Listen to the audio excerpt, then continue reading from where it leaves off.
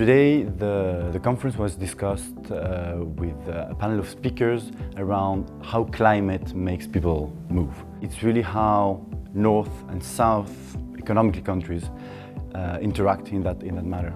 If today 1% of the world is unlivably hot, that figure may grow to 19% in 2070, forcing more than 200 million people to migrate. When we talk about migration, we usually think about certain drivers that are not related to climate change, but now the two issues are strictly intertwined.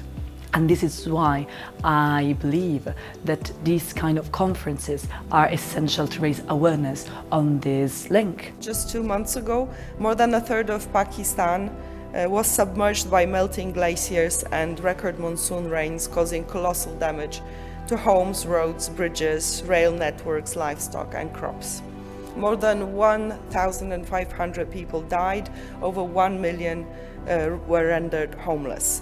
I really thought that there are two perspectives. One, it comes from the governments and ministries that they have to take into consideration these kind of perspectives, but we as social societies, we have to raise our voice and be more or have a better knowledge about this, just to take actions towards this objective.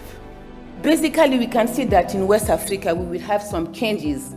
We know that in West Africa we are not contributing too much, to climate change, but we will, experience this impact. It's, some big challenges, for population, living in West Africa. I found it really inspiring to hear voices also from the African continent and to hear about cooperations and collaborations between people across continents, because though we are based in Europe, this is a global challenge that needs global solutions and global cooperation. So it was really interesting to hear the concrete steps that are being taken by global actors in collaboration with each other.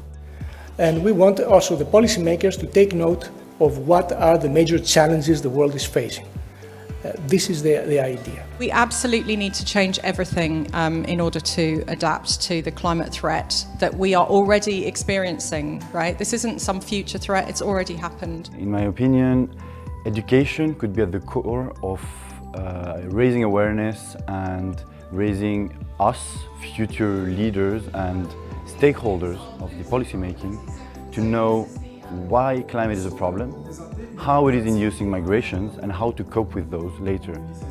And I feel it is still underestimated how unaware we are of this problem and of the problems it creates.